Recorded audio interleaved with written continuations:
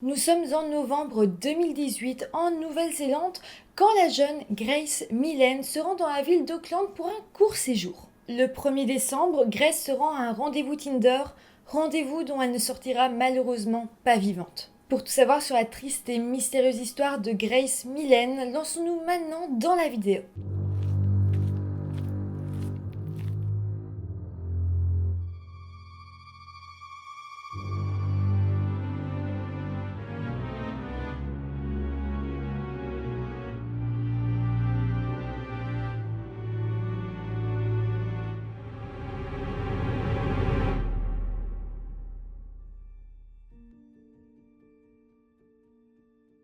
Hello tout le monde, j'espère que vous allez bien. Aujourd'hui, je vous propose une histoire qui mêle le réseau Tinder. En fait, il y a eu, il n'y a pas longtemps sur Netflix, ce film qui était l'arnaqueur de Tinder qui montrait les dérives qu'on peut avoir sur Tinder. Et je me suis dit, pourquoi pas vous en proposer une autre, vous proposer un cas d'un rendez-vous Tinder qui s'est donc assez mal passé. Juste avant de commencer la vidéo, je vous rappelle comme d'habitude de vous abonner à la chaîne si ce n'est pas encore fait. Vous pouvez aussi vous abonner à mon compte Instagram. Et maintenant, lançons-nous dans la vidéo. Grace Millen est une jeune fille britannique de 21 ans venant de Wickford dans le comté de Essex. Grace venait d'être diplômée de l'université de Lincoln en publicité et marketing et elle avait décidé de faire une année sabbatique avant de se lancer dans la vie active. En 2018, Grace s'était alors lancée dans un tour du monde. Elle avait passé 2 semaines en Amérique et elle venait d'arriver en Nouvelle-Zélande le 20 novembre 2018. Elle comptait y rester 2 semaines également et d'ailleurs elle comptait même y fêter son anniversaire qui aurait eu lieu le 2 décembre 2018. Elle avait déjà parcouru une bonne partie de l'île du Nord et le 30 novembre, elle était alors arrivée dans la ville de Auckland.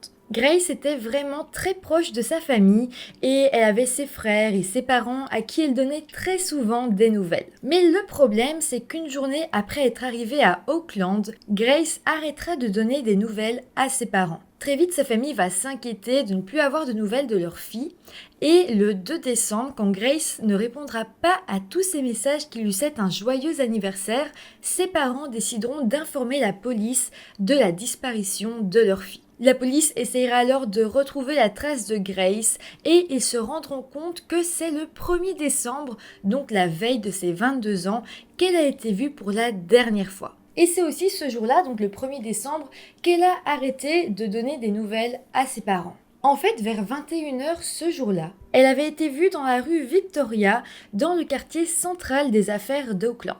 Elle a ensuite été vue pour la dernière fois à 21h41 au City Life Hotel sur Queen Street. La police posera donc plusieurs questions au personnel de l'hôtel, mais tous diront que Grace n'est jamais revenue à l'hôtel depuis le 1er décembre au soir. La police a alors fouillé la chambre et les alentours et c'est une semaine plus tard, donc le 9 décembre, que les policiers retrouveront le corps de Grace inanimé dans une valise. Son corps a en fait été retrouvé sur Scenic Drive, qui est une route qui traverse la chaîne de montagnes de Waytaker. Son corps se trouvait à peu près 19 km du centre d'Auckland, et donc le corps de Grace avait été très clairement enterré, et donc suite à ça, la police a lancé une recherche pour retrouver la pelle qui avait servi à creuser le trou. Le lendemain, le rapport d'autopsie arrivera et expliquera que Grace était morte il y a déjà une semaine.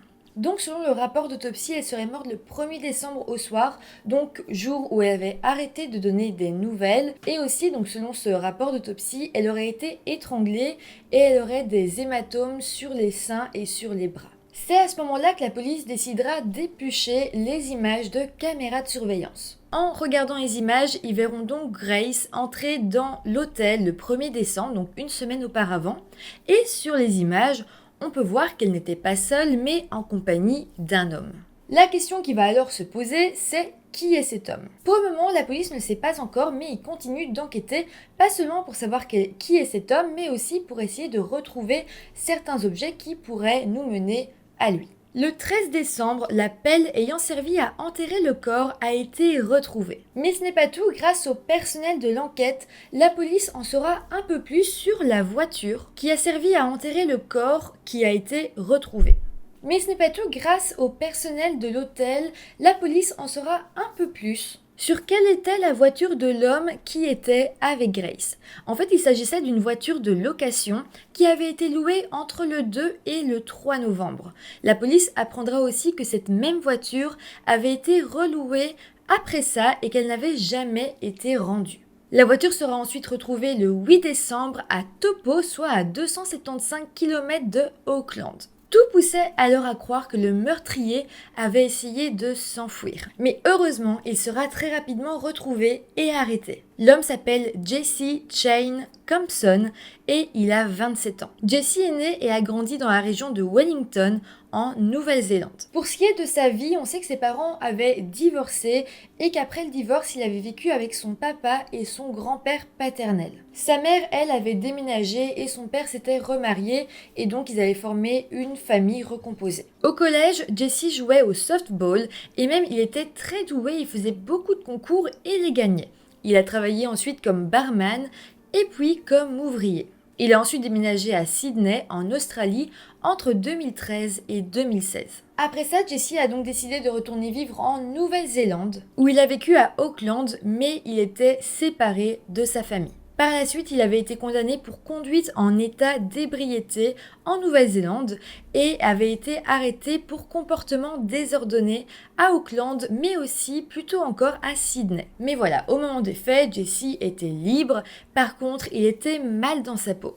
En fait, il n'arrivait pas à conserver un emploi et il s'est donc tourné vers Tinder pour stimuler un petit peu son ego. D'ailleurs, on saura que sur Tinder, Jesse approchait les femmes en leur disant que voilà, il était assez riche, qu'il avait une jolie carrière. Il se mettait vraiment énormément en valeur et il n'hésitait pas à mentir. Bon, pour en revenir à l'enquête, on apprendra simplement que Grace avait rencontré cet homme le soir même sur l'application Tinder. En fait, ils s'étaient rencontrés, ils avaient été manger ensemble et puis ensuite ils avaient loué une chambre d'hôtel pour un moment d'intimité entre deux. Mais voilà, en fait, devant les policiers, Jesse va décider de tout nier et l'enquête va alors devenir un petit peu compliquée. Le procureur déclarera même aux journalistes: seules 2 personnes savent ce qui s'est passé dans la chambre d'hôtel. Il explique donc que derrière une porte fermée, on ne peut pas savoir ce qui s'est passé et qu'il n'y a aucun témoin. Il poursuivra donc en disant: l'un d'eux ne peut pas nous en dire plus et l'autre ne veut pas dire la vérité. L'enquête va alors continuer. Par contre, Jesse va arriver à obtenir une suppression de nom. C'est-à-dire qu'il va y avoir beaucoup d'articles de journaux, de presse, à la télé, voilà. Par contre, Jesse, lui, restera anonyme. Quand on parlera de la personne qui a assassiné Grace, on dira le meurtrier ou on l'appellera par un autre prénom. À chaque fois, son visage sera brouillé sur toutes les photos. Donc vraiment, il pourra rester totalement anonyme pendant l'enquête. Et c'est un luxe. Je pense que vous vous rendez compte que, à part des personnes mineures, ça n'arrive jamais que la personne qu'on pense coupable soit totalement anonyme dans une affaire. En tout cas, lui, il a réussi à obtenir ça. Ça durera quelques temps, mais évidemment, à partir d'un moment dans l'enquête, son nom sera dévoilé. Bon, à ce moment-là, l'enquête va vraiment s'accélérer dans le but de pouvoir prouver la culpabilité de Jesse le plus vite possible. L'ordinateur de Jesse va donc être fouillé et là, des preuves vont surgir. En fait, la police va retrouver sur l'ordinateur plusieurs photos de Grace qui était décédée. Donc, ça prouve que Jesse avait pris en photo le corps inanimé de Grace. C'est super glauque, mais aussi super incriminant. Donc à ce moment-là, on peut se rendre compte qu'il était de plus en plus difficile pour Jesse de prouver son innocence. La police va même réussir à prouver, en fouillant dans l'historique de Jesse, que pendant qu'il prenait des photos du corps de Grace, il s'était mis en fond des vidéos à caractère pornographique. Donc tout ça a duré une heure pendant laquelle il a juste profité de la situation. Pour être un peu plus précise, la police citera le scénario suivant. Jesse a passé la nuit dans la chambre d'hôtel tout en réfléchissant à l'endroit où il allait mettre le corps.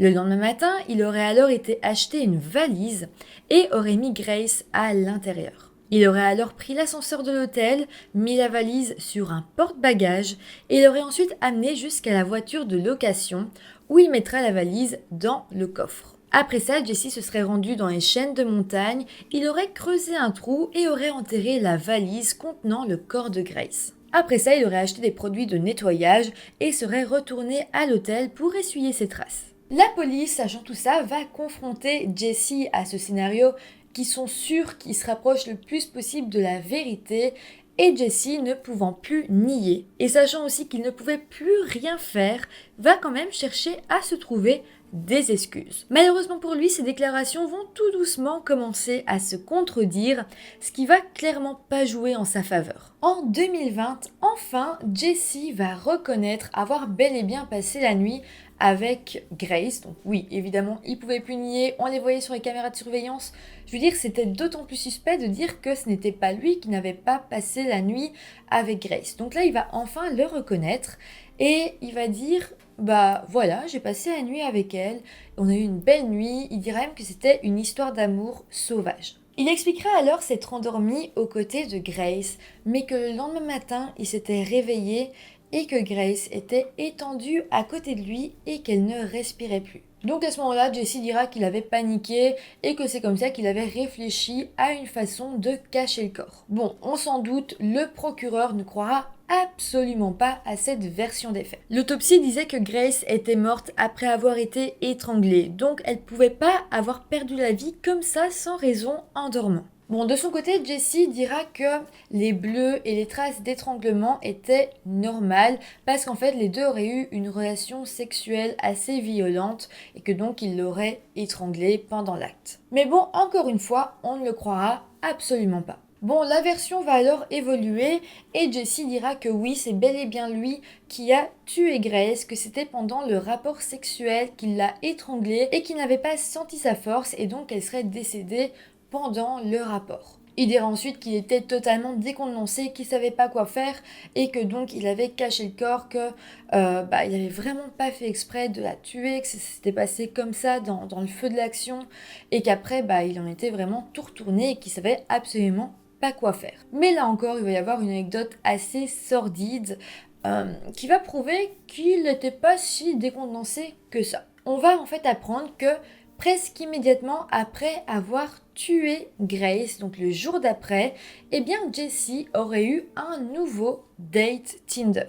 Donc s'il a été flirté avec une nouvelle fille, c'est qu'il n'était pas si choqué de la situation. Bon, au fur et à mesure de l'enquête, l'histoire de Grace va énormément retentir en Nouvelle-Zélande et beaucoup seront vraiment choqués d'apprendre ça. Le Premier ministre de la Nouvelle-Zélande fera même des excuses publiques à la famille de Grace.